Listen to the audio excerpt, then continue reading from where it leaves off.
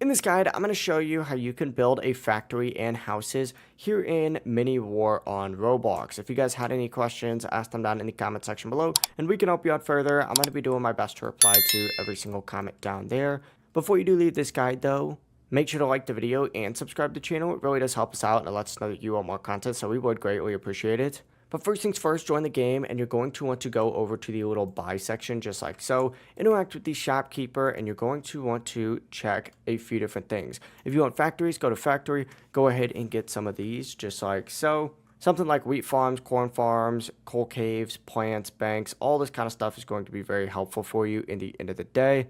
If you want houses though, go into the houses section and you can get farmhouses, small houses, normal houses, villas, all the way up to like skyscrapers later on.